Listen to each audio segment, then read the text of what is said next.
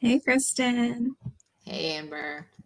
So you have been our most requested AMA guest so far. So I'm super excited to have you today. For the people who are tuning in, today we're here with Krysten Conner, who is an enterprise AE at UserGems, but she has been at 3 tech unicorns before. And she's also a former history teacher. So I know it was a brief intro, but Kristen, do you want to introduce yourself a little bit more? I don't know. I don't know what else to say other than that. I'm excited to hear what people's questions are, and whatever it is, it'll be easier than being on a sales call. So Yeah, less of a grilling. a nicer audience. Definitely. I'm going to kick you off with the first question, and then the rest will come through Sure, the comments. So, sure. how do you stay resilient as a seller? I think that's something we have to pay really close attention to in sales. And so the answer may not be what you were looking for, but the first answer I would say is like sleep makes everything better. There's a book that I read that Kyle Norton mentioned called Why We Sleep. And at the time, I really wasn't prioritizing sleep, but that book is like sobering and very enlightening. And so I started prioritizing sleep, and it does make everything better. So I use like the app called the Rise app that kind of tracks how much sleep debt you have and when your peaks of energy are during the day versus when you might not be at your best. And so I try to schedule like deep work for the times of day where I'm the most alert. So sleep is the top thing for me. Okay, Amber's other question is, what are your favorite things to do when you're not working? My favorite things to do when I'm not working are hiking with my dog. And then I live in the Austin area, so we have a lot of really good local like farm to table restaurants. So I love to go to those.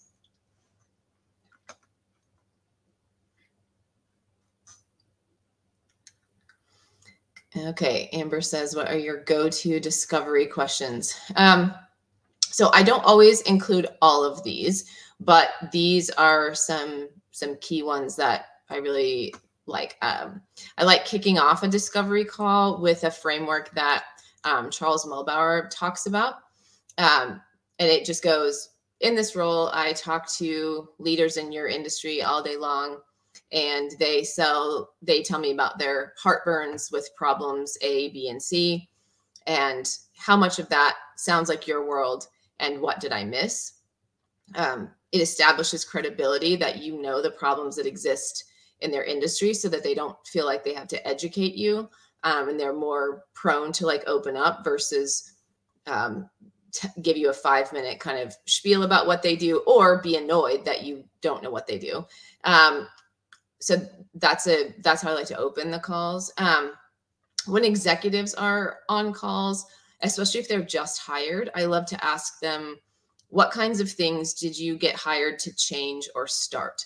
And I'll usually preface that by saying, my old boss used to tell me that no executive gets hired to keep things the same. And they usually laugh about that. And so I say, okay, so you just started this role, 3 months ago. What did you get hired to change or start? And people love to talk about things that are important to them. And so then they will usually tell you what they got hired to change or start. And it's just an easier and more conversational way to ask, like, what are your top 3 initiatives, or what keeps you up at night? It's just an easier way to get into that conversation.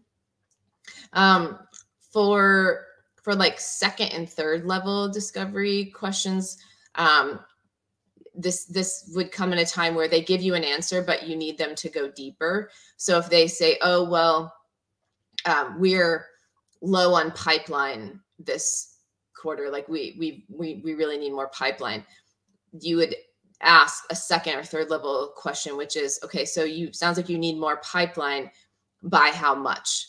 Like millions or tens of millions?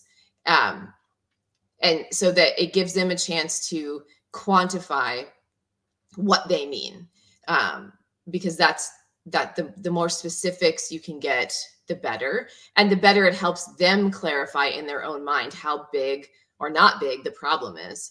I like asking, how widely felt is this pain across your organization? Because if they tell you that it's really only their team that experiences pain, that may not be a problem that's big enough for the organization to solve, versus if they tell you, oh gosh, this impacts marketing and sales and ops and CS, and like, then that's indicates that that's a problem that's big enough for them to spend some time with you to solve it.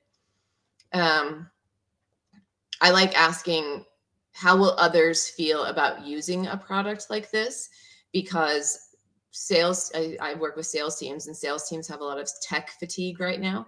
And so I want to hear from managers and VPs, like, how do they think people will feel about it? Because if they tell you, I don't know if my reps will like this, or my reps have had so much thrown at them, I don't know how they would do with something else, or they didn't adopt the last thing I did. Like, that's important to know. And then at the end of the meeting, I like to ask who will feel left out if we don't include them the next time we meet. And it's a kind of a, funny, like tongue-in-cheek way, but it does get them thinking like, oh, this actually does affect marketing, or this does affect ops. And so it helps them think through, who should I involve rather than just myself. So those are some of my favorites. Okay. This question says, favorite strategies for navigating sales cycle when the prospects has budget cuts, AKA economic downturn. Gosh, what would that be like? Like, yeah, our current environment. So messaging around whenever there's an economic downturn or people's budgets are frozen is really like doing more with less. So in my role, I sell to sales leaders. And like, even though the market is doing what it's doing, even though the economy is the way it is, like their quota isn't going down. And so when you bring that up, it takes them from a headspace of we have no budget to, yeah, you're right. My quota is still the same, even though there's hiring freezes, even though, X, Y, or Z might be happening. So I would say the messaging of doing more with less, anytime you can help a prospect realize that your thing helps them do more with less, that's going to be messaging that resonates during an economic downturn. Also, like, tool consolidation is very hot right now. So if something that your software does can help them consolidate and their stack and not have to pay for 3 things, that's usually good messaging too, whenever times are kind of tough. Oh, Ryan Taylor. Hi, Ryan. I'm glad it's been a minute. Okay, so Ryan says, since you made the jump from teaching to tech sales, have you seen an overall improvement in revenue orgs considering candidates with non-traditional work backgrounds? So question is, like, if you're not in tech, is it easier now to get into tech? In some cases, yes. I think organizations that are forward-thinking will hire for potential rather than experience. Like, I worked at a Vista company, and they were not as concerned about your background as they were your ability to be adaptable, such that every company that's a Vista portfolio company, they give you this test at the beginning, and you have to pass it in order to be hired, because it's a test of like how agile your thinking is, because that's the #1 trait that they want you to have. But I would say if you're looking to get into tech and you have a non-traditional background, you are going to have to connect the dots for someone. Friction reduction in all things. So when I wanted to go from teaching to tech, I knew that I was going to have to be able to help someone connect the dots as to why it made sense to hire me. And so I targeted a company to apply to that sold to K-12 education, because I had been a teacher. I knew the vocabulary, I knew the personas, I knew what they cared about. And so I would say, if you're looking to get into tech, but you have experience in a different industry, even if your ultimate goal is not to sell to that industry for the rest of your life, like, it certainly doesn't have to be the rest of your life, but it can be a really good entry point and a way to get tech experience, which like large unicorn companies will usually look for. They'll usually give a minimum of X years of SaaS experience. And so starting with a company that doesn't require that may really help you kind of get your foot in the door. Nicole, what advice would you give yourself when you were first starting out in tech? When I was first starting out, one of the best things I did that I would absolutely do again is hire an outside coach. Because I did not have a tech background, I was definitely embarrassed at the amount of like Googling I would do during meetings. Like, what is ACV again? What is ARR? What is ASP? And I wanted to do really well, really quickly. And so I hired an outside coach. I didn't know anyone else who did that. I didn't know if that was even a thing. But there was a guy that had been a VP in tech sales and that I knew kind of personally. And I just kind of begged him and was pleasantly persistent until he coached me. And that probably leapfrogged my growth and success by 4x, 10x, because I could have gotten better on my own, like reading books and listening to podcasts, but like he had already been through that for 20 years. And so it was worth 10x what I paid for it to have someone personally coach me. So if I was starting out again, that I would definitely tell myself to do that again. It felt like a very big gamble at the time. It was a lot of money, and it was a big risk, but one of the best things I did. Let's see. Okay, Matt says, you worked at a few unicorns. Was that by design or luck? What do you look for in a company to work for? The first unicorn I worked at was Tableau, and I targeted them because I fell in love with their product. So we used at the first tech company I worked for, we used Tableau embedded in one of our products, and it was so amazing that I was just like, what is this? I've never heard of this. It makes so much sense. And Katie, the product owner at the time, was like, I would make her demo it for me. She was like, you love this so much, maybe you should work there. And I was like, maybe I should. And so I didn't realize like how big of a deal they kind of were at the time. I just knew that I wanted to sell for a place that made something like that. And so that was kind of by accident. But it does speak to something that I find really important, is that I don't want to sell anything that I don't personally like believe in or use, because I just think the conversations go better and you're more engaging and more excited if it's something that you care about on some level. If it's something that important to you, like selling, when I sold to K-12 education, like I'm very passionate about helping kids do well in school and helping and equipping teachers to do well. So that was an easy thing for me to sell. At Tableau, I fell in love with how amazing their product was and how much sense it made. And so that made sense. Then the second unicorn was Salesforce, and that was by acquisition. So Salesforce acquired Tableau halfway into my time there. And that was amazing. Salesforce was like Salesforce was like a company that was on my bucket list, a career bucket list, because they're just like kind of the pinnacle of unicorn companies. And it was an amazing experience. Third unicorn I worked at was Outreach, and that was very much by design, because at that point in my career, this kind of ties into the question, what do I look for in a company to work for? So I've already said the first thing, like I want them to sell a product that I believe in. I want them to be a company that's aligned with my values, which Outreach very much is, as is UserGems, where I am now. And I also know that if I don't mesh well with my buyer, I'm not going to enjoy the conversations. And so I've sold to all kinds of buyers. And by that point, I knew like I'm a sales geek. I like talking about things related to sales. So I wanted to have conversations with salespeople. So I intentionally only looked at companies that sold to salespeople. So if you have a heavy like IT background, you love talking about technical things, you should probably look at someone who sells to IT. And then I also look at RepView to kind of see what the reps in the organization, how they feel about the company. I look at Glassdoor.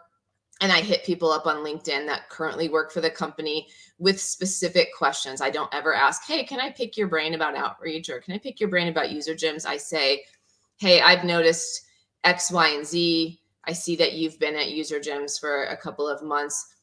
You know, would you mind answering, 2 questions via email or LinkedIn DM? But yeah, I've grown to be very, very intentional about the companies that I pick whenever I'm looking to move roles, for sure. Just jumping in, we're at 16 minutes, so I'm going to keep with the questions, but we're about halfway through. Thanks, Amber. What do you best performing AEs do different than your average AEs? I would say, like, the high performers that I have been around and respect, they own their own development. They don't wait for someone to tell them they need to get better at something or other. They are their own, they're competitive with themselves. They're always looking to make themselves better. They're always curious. Like, the best reps are always learning about something. Their brain genuinely wants to know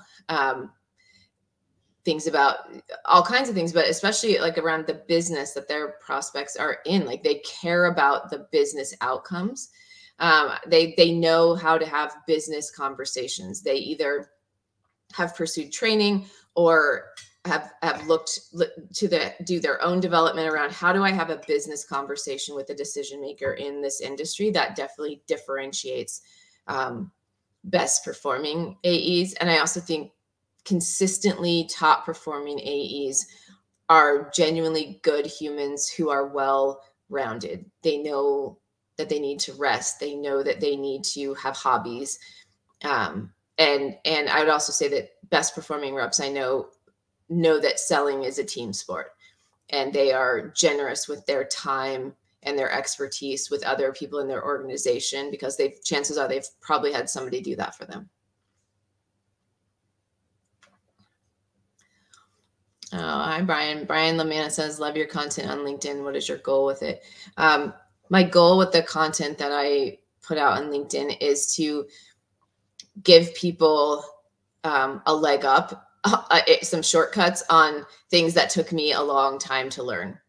Like the training that I didn't get that I really wanted, or the training that I waited a long time to get that now I realize is not the norm in the industry. I want to give people some insight into kind of the tactical things that have worked for me. I think there's a lot out there about methodology.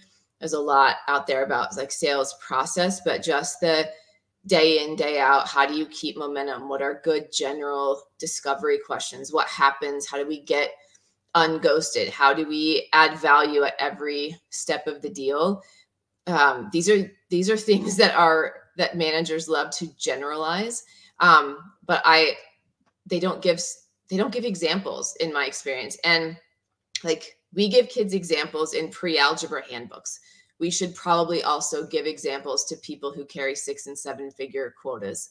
And in my experience, managers don't always do that. And so that's, I think LinkedIn is how I scratch that, or how I still do the always a teacher bit, right? I've always been a teacher. That's always been my personality. So I think that's how I get my teaching kicks these days.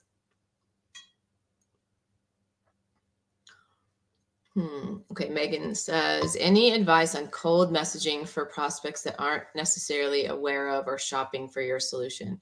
Yeah, that's, in my experience, that's going to be most of them. Most of them are going to be unaware or not in the market for it. I think the general rule of prospecting is it's always about them. It's never about us. They don't owe us anything. They don't owe us their attention. They don't owe us recognition. They don't owe us time. They don't owe us anything. We are there to help them figure out if what we have could make their lives better. And so just in general, prospecting should be, should give them insight. You should be relaying something that's happening in their industry that they were unaware of or want to be a part of and don't know how to do it, how other people are being helped by what you're doing. It should be brief. I'm a big fan of using Lavender. Lavender will show you how your email looks on a cell phone. And if they have to scroll to read your email, it's too long. And Lavender will also do a bunch of kind of grading about just the quality of your email. But like, so prospecting should be value added. It should be brief, and it should be like multi-channel, right? Like you can't just email someone, even though that's the easiest. You can't just call them. You can't just use LinkedIn messages. I think multi-threading to kind of surround them where they are is going to be the best approach. And like, honestly, from my time at Outreach, looking at their data across all their companies, is that the phone is the least noisy channel. Picking up the phone or sending someone a LinkedIn like voice message. Think about how many voicemails you get per day versus texts or emails. You probably get far fewer voicemails or LinkedIn voice messages than you do texts or emails. Texts and emails are the easiest thing, but they're not usually the most effective because that's what everybody else is doing.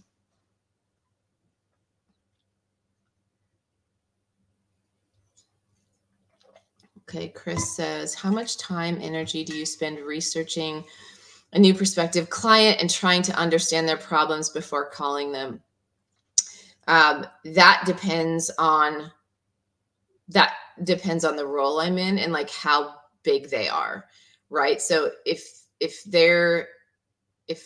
we're selling into enterprise and we're only going to do 6 deals a year or 3 deals a year, like that's going to be a lot of time and energy spent up front researching, building an account plan, building an org chart, understanding, reading their 10K. Like that's going to be a lot of upfront work versus if we do more volume, if we do more like transactional deals where we need a bunch of deals to make quota, then that's going to be far less time. And it's there's a balance too between like even if you have a more transactional kind of business or more transactional book, there's usually 1 or 2 kind of really big accounts that you're chasing.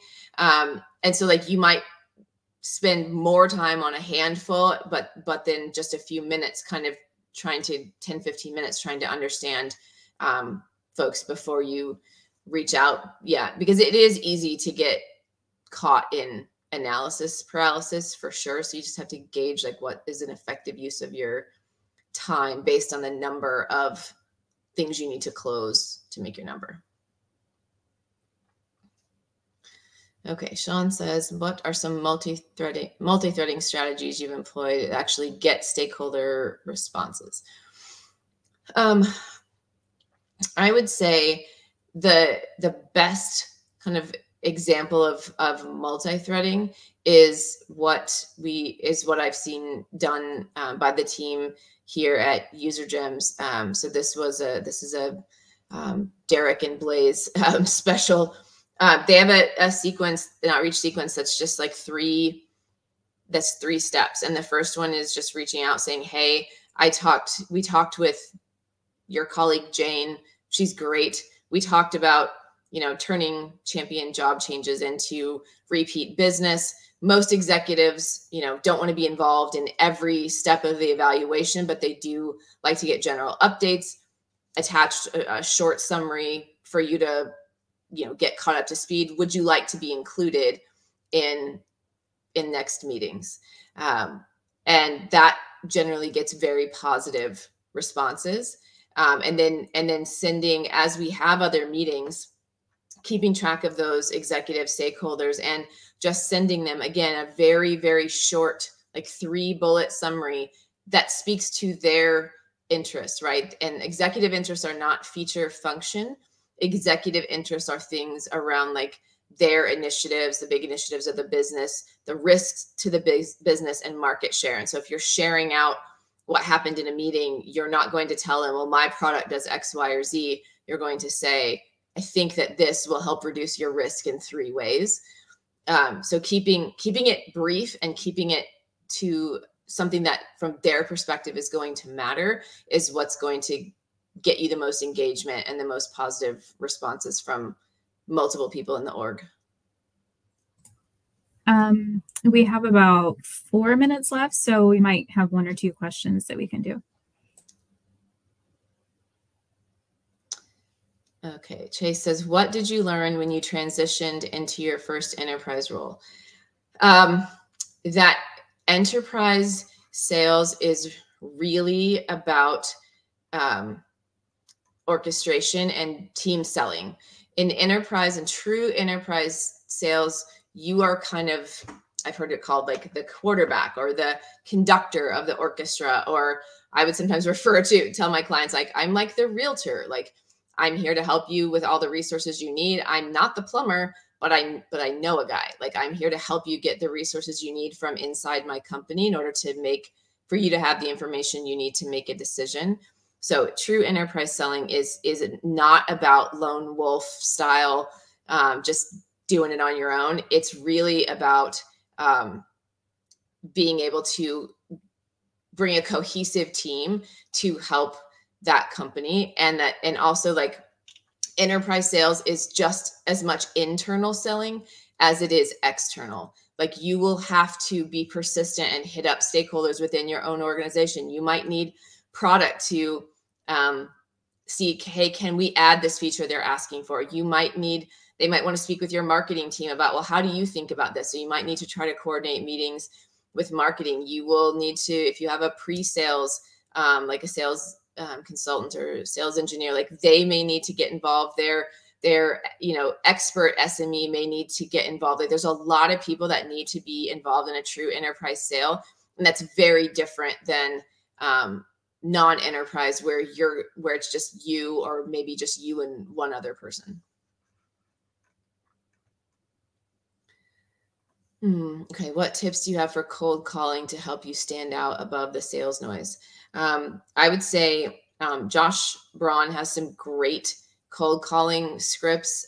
Whenever I was doing a lot of that, I bought his B2B growth guide, and he has some great scripts in there.